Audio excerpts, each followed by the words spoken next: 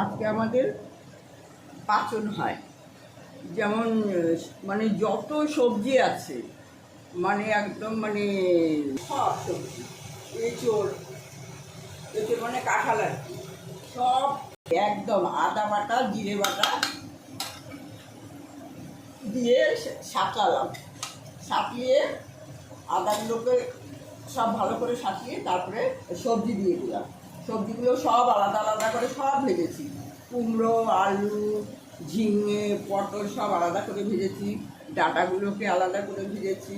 তারপরে সব রকম পাঁচমিশালি যে সবজিটা ওটাও আলাদা করে ভেজেছি।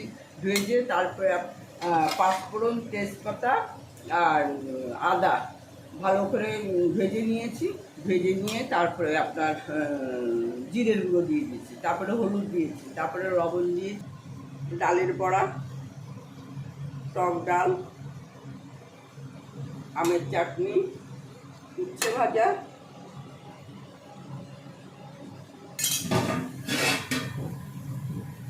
এটা এমনি ভাতের সাথে খাওয়ার জন্য, ডালের সাথে এটা বড়া দিয়ে খাওয়া।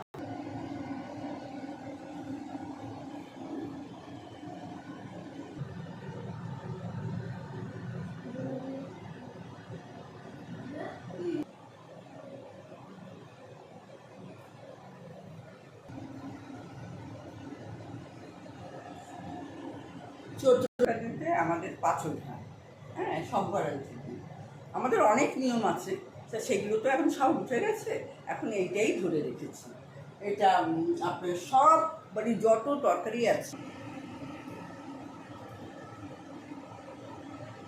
পাঁচজন করাটা চৈত্র সংক্রান্তিতে আমার এটাই নিয়ম। আর খৈচ্ছা তো দিয়ে একটা লাবণ হয়, সেটা